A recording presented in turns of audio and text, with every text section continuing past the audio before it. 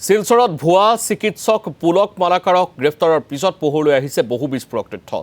পুলক মালাকাৰ সহ পিনাকপানী দত্ত নামৰ আন এজন চিকিৎসকৰ বিৰুদ্ধে এগৰাকী মহিলাই ৰুজু কৰিছে গোচৰ।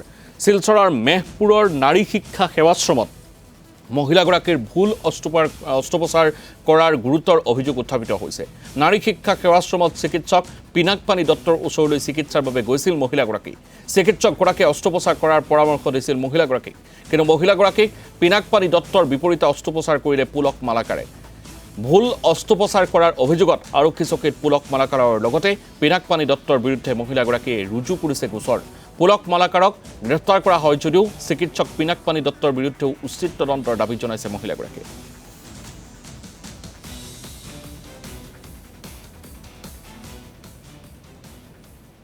আমার তো প্রবলেম আসলো 2023 থেকে আর কি, পেটে খুব পেইন আসলো। তো তারপরে আমি পিপি দত্ত স্যারে দেখাইছিলাম নারী শিক্ষা দেখুন।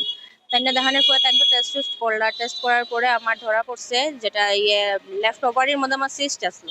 আমার তারপরে এডমিশন দিলাম। তো এডমিট হওয়ার পরে তারপরে তো ওটি রুমে যখন আমি গেলাম তখন ওটিত গিয়া দেখছি স্যার নাই, পিপি দত্ত স্যার নাই। নাইট পরে তো তারপরে আমি কইলাম যে স্যার কই, তো উঠে কইছে পুলক মালাকার স্যারে উঠে কইছে যে আমি অপারেশন করবো। তখন আমি কইলাম যে আমি তো পিপি তো স্যারে দেখাইছিলাম, তো তাই কেনে নাই, তো তাই কইছেন তাই করবা করিয়া। তারপরে আমি যখন বাড়াই আইছি তখন তো মারে কইলাম যে মা তো স্যার চেঞ্জ হয়ে গেছে। তারপরে তো তাই 3 দিন আমার আর দেখা দিয়েছেন না।